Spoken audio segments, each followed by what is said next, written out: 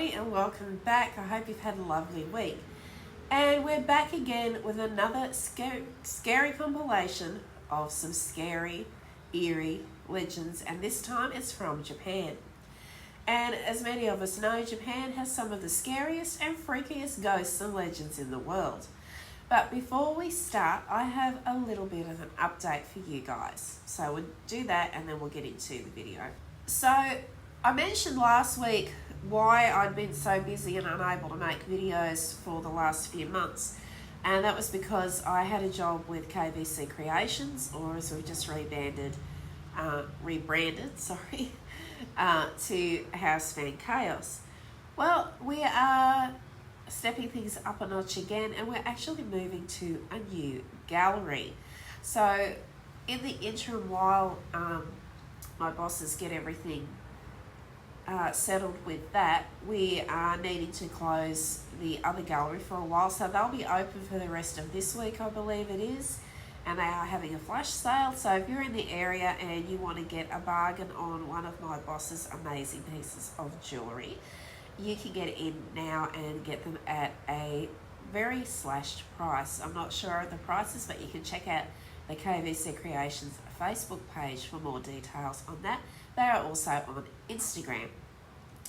So what that leaves me with was a choice of whether I wanted to just do a couple of shifts here and there while we were still open, or would I like some time off.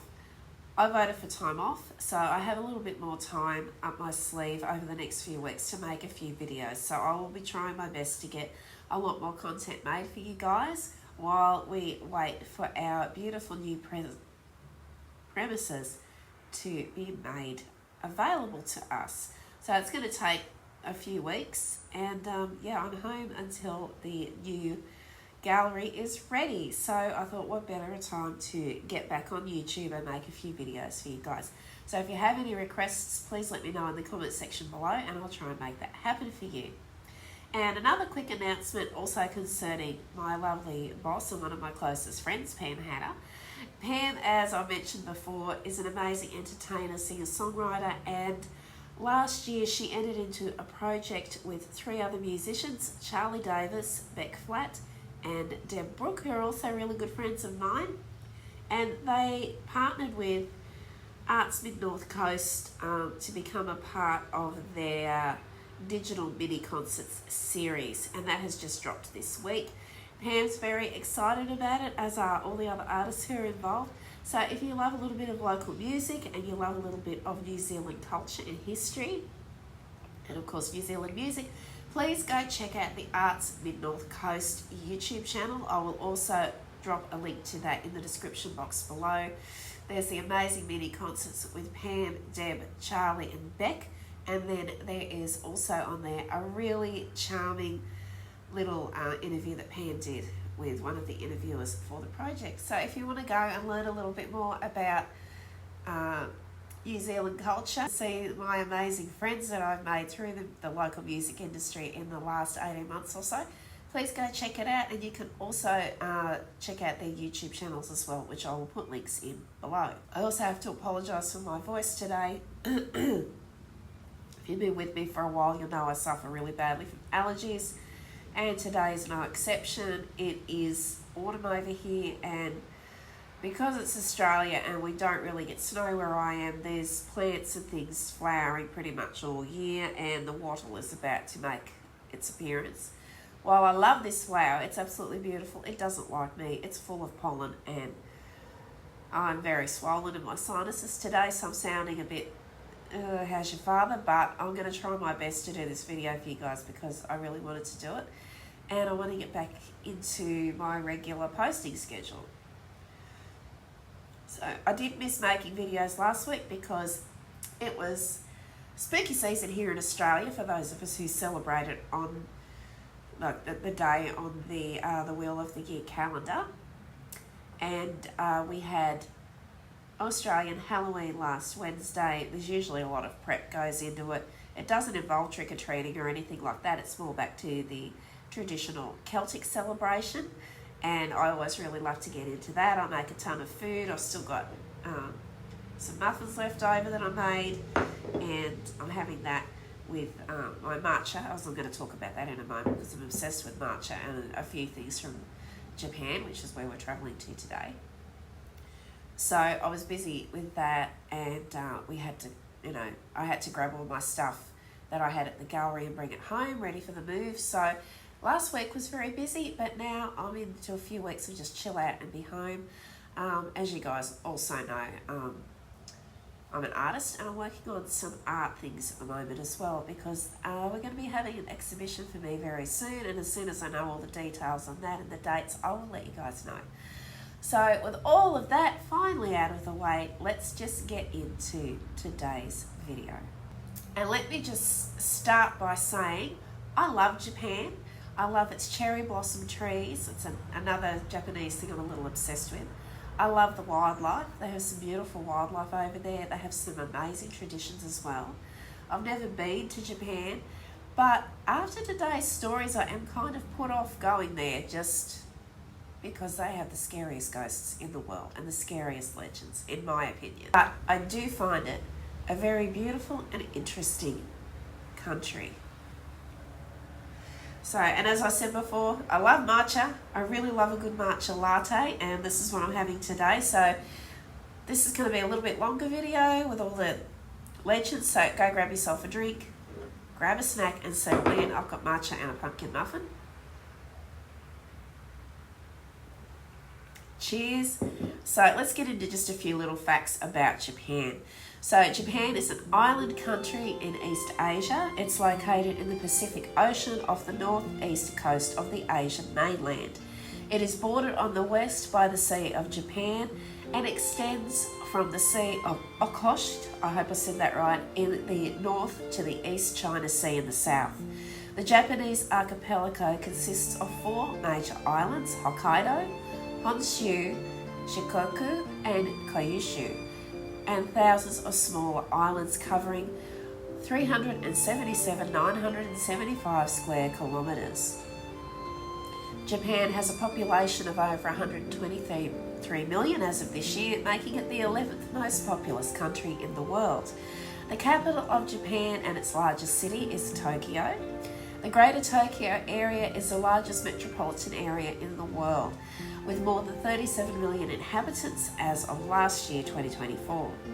And Japan is also divided into 47 administrative prefectures and 8 traditional regions.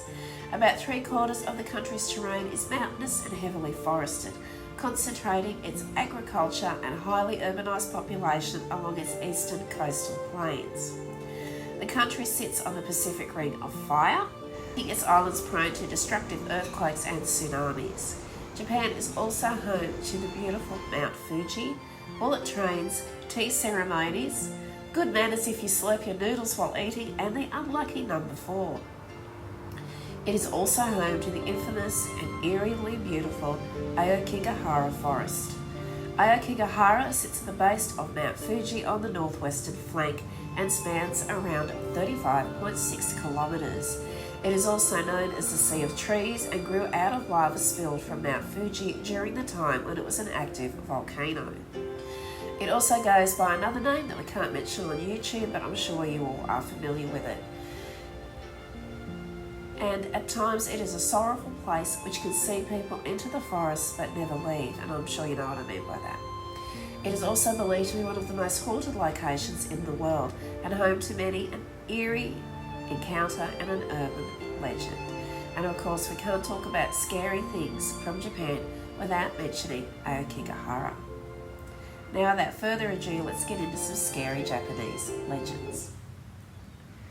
So, just a side note, while I was researching this, there was a number of these I didn't even want to read fully, and I didn't want to put on the video in case we all got cursed or something weird happened, because last year I was doing a video, I think it was about Ireland and Scotland, and there was one location, I'm not even going to mention the name, you'll have to watch the video, where I did the segment on this particular location in Scotland, I believe it was. And I included photos of this place And after that, my iPad went nuts. My editing suite wouldn't work. And I could not get the video to do anything. And the minute I kind of started getting scared, because I cut that out, I refilmed it, I put it back in and did the same thing, only things got worse and worse. So that was kind of scaring me a bit. So I've included some of the more easy to take lectures, but they all still scare the crap out of me. I don't know about you guys, but you may have noticed in the background here, I have a bundle of sage burning and 2 sage incense sticks, which have been blessed and prayed over before I started this video, because I love Japan, and oh my god, I love Japanese horror movies. And some of the horror movies, especially the zombie ones out of Korea as well, are amazing. Like, they just seem to be so scary. And these legends actually scared the bejesus out of me. And I decided, there's a couple of them there that really scare me that I've heard from other people before, and I still wanted to include. So I've got the sage burning. I've got the soul across the door. I've got everything ready, just in case, you know, because what happened with the Island of Scotland video, yeah, that's just, I don't muck around anymore. If there's something really scary on these, I get the sage burning. So, okay, let's just get into today's video. Cheers. Legend number 1, the Cowhead or Gozu. The legend of Gozu, the Cowhead, instills fear in all who dare to hear its complete tale. The story is believed to bring dire consequences to those who listen to it in full. So I'm hoping this is the full version, and I'll mix it up a bit so that none of us get nightmares or anything. It is said people can experience blackouts and violent shakes to dropping dead just out of the blue. So the terror involved with this story has led storytellers to share only fragments offering a haunting glimpse. So the story goes roughly that there was an elementary school teacher who discovered the original story, leading to a spine-tingling encounter during a school trip. As the teacher recounted the tale of Gozu, which just began as just something fun to talk about, something spooky, quickly turned into deadly silence as students were suddenly gripped by curiosity and a deep, gut-wrenching fear. The air was growing colder as the eerie story unfolded, and it was starting to really scare the kids that were listening, and they were getting shivery and noticing the cold a lot. So some would say they felt an icy chill crawling up and down their backs, while others just got the fidgets and were starting to get really nervous, and they were unable to just shake off the atmosphere that was becoming so unsettling. So even after the trip, a lingering unease remained, leaving an unsettling mark on the memories of the students involved.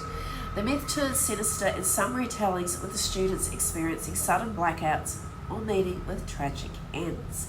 And I'm just wondering, it reminds me a little bit of Final Destination. I'm wondering if that might have been a basis for Final Destination. So the actual myth, if you dare to listen, follows a bovine-human hybrid reminiscent of a minotaur. So what a minotaur is, I believe, came from Greek culture. It was a creature who met with a gruesome fate at the hands of desperate villagers who resorted to cannibalism. The curse he unleashed was so potent that merely reading about his story could drive one to madness and eventual death. We're on the animals again for number 2 with the dog with a human face.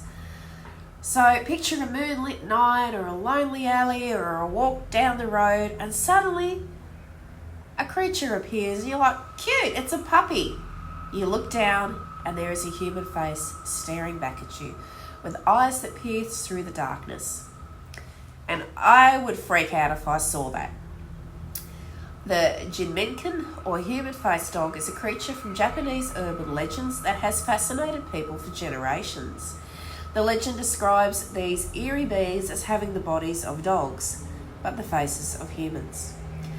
They are often depicted haunting deserted places or appearing unexpectedly to terrify unsuspecting individuals. So it sounds like they're a little bit maybe of a cryptid sort of a variety there. The origins of the Jamaican legend can be traced back to Japan's history of sideshow exhibitions known as mizumono, or shows.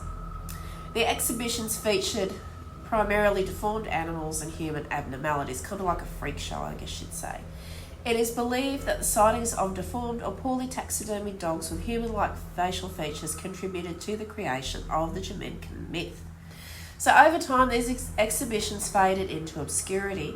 The Jamaican evolved through storytelling and pop culture. The eerie combination of familiar yet unsettling features such as a dog's body with a human face continues to fuel ghost stories in contemporary times. Right, this next one. Listen at your own peril, because I have heard this before and nothing happened to me, thank goodness, with the sage burning. This, when I first heard it, scared the effing crap out of me.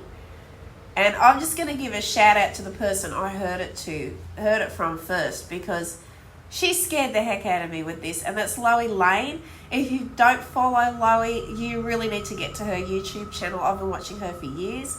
She does amazing reaction videos to scary TikToks. She plays scary games, and she does compilations of scary legends and just everything over there. I think she's got a live that she calls the Scream Scene, or the Scream Stream, something like that. Loie's retelling of this scared the crap out of me, and it would be remiss of me if I didn't pass on that legacy to all of you. So here we go with one of the scariest ones, because I don't like I love spiders and scorpions and stuff. Like, I really like bugs, but those creepy crawly things that you see on the videos and may or not turn up in a lot of the paranormal videos here on YouTube, creepy crawlies, no, don't like them, and this is one of those. So listen at your own peril. Number 3, Teki. So imagine you're just in an office building or a railway station or somewhere late at night, and you need to go to the bathroom. You start walking down towards the stall, or you're in the stall already, when suddenly you hear the sound of nails scratching on the floor. Teki. And a voice hisses at you. Your disbelieving eyes turn towards the sound as they widen in terror at what they take in. It is the severed half body of a woman crawling towards you with a blade clutched in one of her hands. The Teki legend is an onro, vengeful spirit, accidentally or deliberately cut in half. So the details do vary on these stories, but the core narrative of the Teki legend involves the ghost of the woman's upper body haunting locations like bathrooms or train stations, asking about her missing lower half. And if you give her the wrong answer, you will meet a very grim fate indeed, similar to the fate that she experienced. The phantom's existence is tied to the tragic fate of a woman who met her untimely end on the train tracks, severed in half by the unforgiving force of a speeding train. A warning and the likely origin of the story. The phantom's name, Teki, comes from the onomatopoeic sound associated with the creature's movement in Japanese, Teki. I wouldn't like to hear that coming towards me in the dead of night. It is an onomatopoeic expression used to describe a tapping or scratching sound that sounds like footsteps or nails on a surface. The chilling sound mirrors the phantom's eerie noise as she drags herself across the floor, inching closer and closer to her unsuspecting victims. And the next one on the hit list sort of goes along with this story, and it is the Kisaragi station. And so we've had Teki, who may or may not have been severed in half by a train accident, and we're leading into that with the Kisaragi station in Japan. So A lot of these stories go that people do fall asleep a lot on Japanese trains. And most people don't have anything to worry about, apart from, waking up in a compromising position, drooling, whatever. However, some might find themselves in strange places that they weren't expecting. Kisaragi Station, a common feature in these stories, traps victims in a bizarre limbo where they can contact the outside world, but they can never escape. People report being plagued by noises and feeling watched by something inhuman. The story originates from a series of online chat forum 2chan posts. Remember the old 2chan posts? A woman, Hasumi, was asking for help after falling asleep on a train and getting off at the unfamiliar Kisaragi station. Finding the station unattended, she tried to follow the tracks back. Her post grew increasingly surreal and disturbed, describing being tormented with bells and drums like an unwelcome participant at a horror festival. In her final posts, she met a man who appeared normal but began to increasingly speak in a twisted language that she couldn't understand. This would lead her to flee and hide. After this, nobody ever heard from her again. Anybody scared yet? I know I am. Number 5 is a cursed TV commercial. In the 1980s, Kleenex aired 3 Japanese commercials featuring an actress and a child in an ogre costume, set to a song titled It's a Fine Day. And despite its seemingly innocent premise, some deemed the video too creepy or sinister. According to legend, viewers claimed that the singing voice changed to a crone's voice late at night that would chant, "Die." Some people would even become violently ill while watching the ad.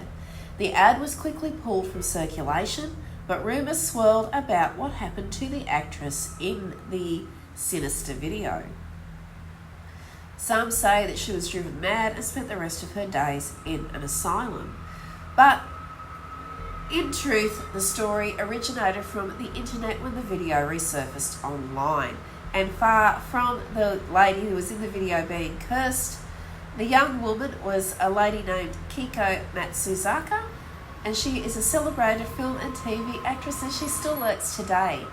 And she will go on to have a successful movie career, winning the Japan Academy Prize for her performance in The Sting of Death. So it's still very much alive. Not cursed, not in a mental institution. So I'm going to include just a couple of photos of the commercial. The commercial is available to view here on YouTube. However,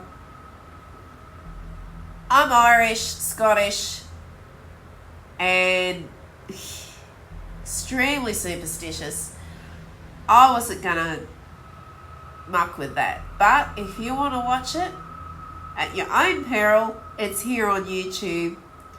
I actually thought the photos were quite cute, like the little, the baby in the ogre costume actually looks quite cute.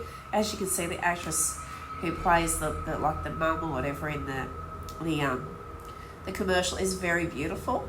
I mean, it does look quite innocuous and innocent, but I just don't like to push my luck, and I've seen too many weird things in my time on this planet, so I decided to leave that one alone. But if you want to watch it, you can find it here on YouTube. I won't be providing a link, however. Number 6, ghost passages. So another chilling phenomenon that has emerged in Japan after catastrophic natural disasters like the Henshin earthquake and the Tohoku tsunami, taxi drivers began recounting some very eerie encounters following these disasters. The drivers started sharing unsettling tales of picking up passengers who appeared freezing or drenched. The passengers often complained of unrelenting cold. During the ghostly rise, a sense of unease would start to permeate the car as the spectral passengers recounted their tragic tales. Their presence, though intangible, carried a weight of sorrow and loss. Yet, as the journey neared its end and the destination approached, a chilling realisation would dawn upon the driver that there was no trace of the passenger left behind. Such encounters with ghost passengers are rooted in the aftermath of grief and trauma. The real horror lies in the spectral encounters and our helplessness when confronted with Mother Nature's most monstrous side. Perhaps the echoes of grief and loss resonate in the silence of a taxi ride haunted by ghost passengers. And speaking of Mother Nature, it's raining here again. It's been raining here forever. I'm just going to pause for a few minutes because you won't be able to hear me, and then I'll get back into it when the shower passes over. And lastly, on our eerie hit parade today, and no less terrifying, is the 8-foot-tall woman. This unsettling legend whispers through the winds and the rural landscapes of Japan. The tale of Hachi Shakuzama, the 8-foot-tall woman.